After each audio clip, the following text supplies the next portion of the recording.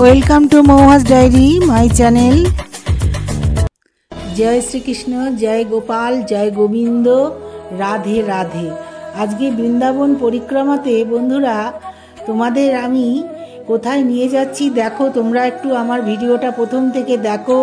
গিরি গোবর্ধন পর্বত আর এই ISKCON temple, বৃন্দাবনের ইস্কন মন্দির, যা শ্রী শ্রী কৃষ্ণ বলরাম মন্দির নামেও পরিচিত, ভক্তি বেদান্ত স্বামী মার্গের কাছে রমন রেটিতে অবস্থিত। এটি সকাল 5টায় মঙ্গলারতি এবং সন্ধ্যা 6:30টায় সন্ধ্যারতির জন্য জনপ্রিয়। মন্দিরটি সকল ধর্মের জন্য খোলা এবং প্রবেশ মূল্য নেই। বৃন্দাবনের প্রেম মন্দির থেকে কাছেই অবস্থিত। আমরা অটো করে গেছিলাম আর হেঁটেও যাওয়া যায়। কি অপূর্ব লাইটিং দেখো এই ইস্কন টেম্পল, যেটা বৃন্দাবনে এই ইস্কন মন্দির। এটি একটি আধ্যাত্মিক ও শান্তিপূর্ণ স্থান যা বহু পর্যটকদের আকর্ষণ করে।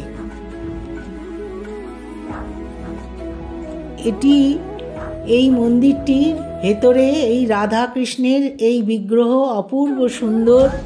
প্রতিদিন নিত্য পূজা হয় আর এটাই সকাল থেকে 12:30 অবধি খোলা থাকে, আবার বিকেল 4:30 থেকে 8টা পর্যন্ত খোলা থাকে। এই ইস্কন টেম্পল অপূর্ব সুন্দর, বৃন্দাবনে গেলে অবশ্যই দেখবে। এই গিরি গোবর্ধন পর্বত দেখো বন্ধুরা, শ্রীকৃষ্ণ কনিষ্ঠ আঙুল দিয়ে এই গিরি গোবর্ধন পর্বত তুলেছিল। গোবর্ধন পর্বত ভারতের উত্তরপ্রদেশের মথুরা জেলায় অবস্থিত। এটি বৃন্দাবন থেকে প্রায় 21 কিলোমিটার দূরে অবস্থিত এবং এটি একটি পবিত্র হিন্দু স্থান, যা গোবর্ধন এবং রাধাকুণ্ড এলাকার কাছাকাছি একটি 8 কিলোমিটার দীর্ঘ পাহাড়ে অবস্থিত। এটি একটি হিন্দুদের তীর্থস্থান এবং একে গিরিরাজ বা গিরি গোবর্ধন নামেও ডাকা হয়। গোবর্ধন পর্বত হল ব্রজের পবিত্র কেন্দ্র এবং এটি কৃষ্ণের একটি প্রাকৃতিক রূপ। গোবর্ধন শিলা হিসাবে চিহ্নিত একটি পাহাড়, যা ভগবান কৃষ্ণ তার অনুসারীদের ইন্দ্রদেবের ক্রোধের ফলে প্রবল বৃষ্টিপাত থেকে রক্ষা করার জন্যে তুলেছিলেন বলে বিশ্বাস করা হয়। এই অঞ্চলটি দীর্ঘদিন ধরে ভগবান কৃষ্ণ এবং তার অনুসারীদের সহ পশুপালক সম্প্রদায়ের জন্যে একটি চারণভূমি ছিল। কিংবদন্তি অনুসারে কৃষ্ণ পশুপালকদের বৃষ্টি ও বজ্রপাতের দেবতা ইন্দ্রের পূজা বন্ধ করে গোবর্ধন পাহাড়ের পূজা করার জন্যে অনুরোধ করেছিলেন, যা তাদের আশ্রয় এবং ভরণপোষণের ব্যবস্থা করেছিল। এই দেখো বন্ধুরা, বৃন্দাবনে এই গিরি গোবর্ধন পর্বত নিয়ে কনিষ্ঠ আঙুলে তুলে শ্রীকৃষ্ণ দাঁড়িয়ে আছে, অপূর্ব সুন্দর। আর এই প্রেম মন্দির এইখানেতে করা হয়েছে, তোমাদের দেখাচ্ছি। এই প্রেম মন্দির এখানেতেই এই গিরি গোবর্ধন পর্বত নিয়ে শ্রীকৃষ্ণ দাঁড়িয়ে আছে, তার সুন্দর মূর্তি। মানুষের দুর্ভোগের অবস্থান ঘটাতে এই অন্নকূটের ছবি তোমাদের দেখাচ্ছি। আর এই গিরি গোবর্ধন পর্বত নিয়ে দাঁড়িয়ে আছে, ভালো করে তোমরা দেখো এই ভিডিওটা। কৃষ্ণ তার কনিষ্ঠ আঙুল দিয়ে গোবর্ধন পর্বত তুলেছিলেন এবং মানুষ এবং তাদের গবাদি পশুদের আশ্রয় দিয়েছিলেন। 7 দিন 7 রাত ধরে যজ্ঞ চালিয়ে যাওয়ার পরে 8ম দিনে ভগবান ইন্দ্র পরাজয় স্বীকার করেছিলেন। হিন্দুরা দীপাবলির মহোৎসবের ঠিক পরের দিনই এই পবিত্র দিনটি উদযাপন করে।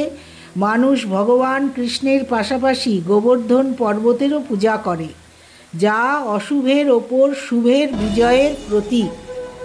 বিভিন্ন অঞ্চলের মানুষ তাদের প্রাচীন ঐতিহ্য অনুসারে এই দিনটি উদযাপন করে। কি অপূর্ব! গোবর্ধন পূজা অন্নকূট নামে পরিচিত, অর্থাৎ খাদ্যের পাহাড়। হিন্দু পঞ্জিকা অনুসারে কার্তিক মাসের শুক্লপক্ষের প্রতিপদ তিথিতে, যা দীপাবলির 4র্থ দিন, গোবর্ধন পূজা করা হয়।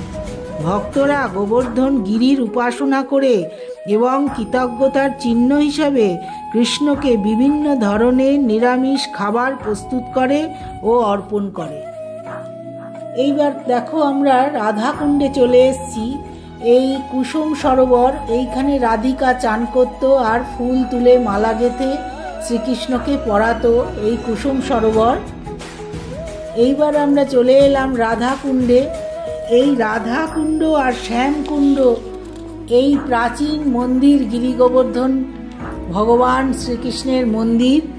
বৃন্দাবনে এই রাধাকুণ্ড শ্যামকুণ্ডের উৎপত্তি পৌরাণিক কাহিনী অনুসারে কৃষ্ণ রাধাকে সন্তুষ্ট করার জন্য একটি কুণ্ড তৈরি করেন, যা পরে শ্যামকুণ্ড নামে পরিচিত। এই দেখো আমরা এই রাধাকুণ্ডে রাধাকে আরতি করছি প্রদীপ দিয়ে, আর শৃঙ্গার করছি টিপ, ফুল আর সিঁদুর সব দিয়ে রাধাকে হাতে চুড়ি এইসব দিয়ে শৃঙ্গার করছে। এরপর রাধা আর তার সখীরা মাটি খুঁড়ে আর একটা কুণ্ড তৈরি করেন, যা কৃষ্ণ শ্যামকুণ্ডের পবিত্র জল পূর্ণ করে দেন তাই দিয়ে। সেই জলই সেটাই রাধাকুণ্ড নামে পরিচিত। শোনা যায় পৌরাণিক কাহিনী অনুসারে শ্রীকৃষ্ণ তার বাঁশি দিয়েই এই কুণ্ড তৈরি করেছিলেন। এই পবিত্র জলে স্নান করলে শারীরিক পাপ থেকে মুক্তি পাওয়া যায় বলে মনে করা হয়। রাধাকুণ্ডে রাধিকাকে প্রদীপ দিয়ে আরতি করা হয়, শৃঙ্গার করা হয়, আর দম্পতিরা যারা সন্তানের জন্যে সমস্যায় ভুগছেন তারা এই কুণ্ডে স্নান করলে মনের বাসনা পূর্ণ হয়। এই রাধাকুণ্ডে স্নান রাধারানীর প্রতি ভক্তি প্রদর্শনের একটি উপায় এবং এর মাধ্যমে রাধারানীর গভীর প্রেম ও আশীর্বাদ লাভ করা যায় বলে বিশ্বাস করা হয়। ভক্তরা রাধাকুণ্ডকে প্রদক্ষিণ করে আর তারপরে স্নান করে। এই দেখো রাধাকুণ্ডের জল সবাই ঘরেতে একটু নিয়ে আসে, একটু ঘরেতে ছিটিয়ে দেওয়া খুব ভালো, খুব মঙ্গল। আর মাথায় ছেটানো, যারা চান করছে না তারা নেবে, জল স্পর্শ করছে, জল মাথায় ছিটিয়ে দিচ্ছে এই রাধাকুণ্ডের জল। এই রাধাকুণ্ড আর শ্যামকুণ্ড পাশাপাশি, একদম দুটো কুণ্ড পাশাপাশি, খুব সুন্দর। বৃন্দাবনে গেলে বন্ধুরা অবশ্যই এই রাধাকুণ্ড শ্যামকুণ্ড দর্শন করবে। আর এর শ্যামকুণ্ড দেখো, এইটা হচ্ছে শ্যামকুণ্ড। এর জল অনেক গভীরে আছে, এখানে চেন বাঁধা আছে, চেন ধরে ধরে চান করছে, স্নান করছে সবাই দেখলাম, কিন্তু আমরা স্নান করা হয়নি। আমরা এইখানে জল ছেটা দিলাম এবং জল স্পর্শ করলাম আর প্রদক্ষিণ করলাম। এইখান দিয়ে রাধা কুণ্ডকে পুরো প্রদক্ষিণ করে চলে গেলাম জলেতে। আমরা আরতি করেছি রাধাকুণ্ডে, শ্যামকুণ্ডেও আমরা স্পর্শ করলাম, রাধাকুণ্ড জলও স্পর্শ করেছি, আমি নেবেছি। মানে খুব ভালো এই বৃন্দাবনের রাধাকুণ্ড আর শ্যামকুণ্ড তোমাদের আজকে দর্শন করালাম। বন্ধুরা কেমন লাগলো তোমাদের এই রাধাকুণ্ড শ্যামকুণ্ড তোমরা একটু কমেন্ট করে জানিও। বৃন্দাবনে গেলে অবশ্যই এই শ্যামকুণ্ড রাধাকুণ্ডতে যাবে। এই রাধাকুণ্ডের জলে চান করলে শারীরিক অসুস্থতা, পাপ থেকে মুক্তি পাওয়া যায়, এইটাই মানুষের বিশ্বাস। মানুষের এই বিশ্বাস এতদিন ধরে প্রচলিত হয়ে আসছে। আর এই রাধাকুণ্ডে শ্যামকুণ্ডে স্নান করা খুব পবিত্র। অনেক রোগ ভোগে ভুগছে যারা, তারা এইখানে স্নান করে এই রাধা কৃষ্ণের মূর্তি দর্শন করো, এই বার্সনার রাধাকৃষ্ণ।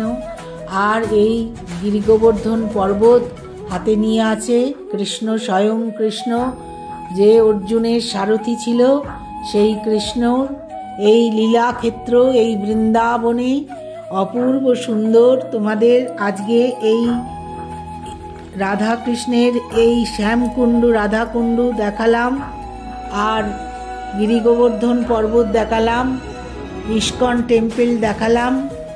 ভালো লাগলে আমার চ্যানেলটা একটু সাবস্ক্রাইব করো। পরে আবার থ্যাঙ্কস ফর ওয়াচিং মৌয়াস ডায়েরি।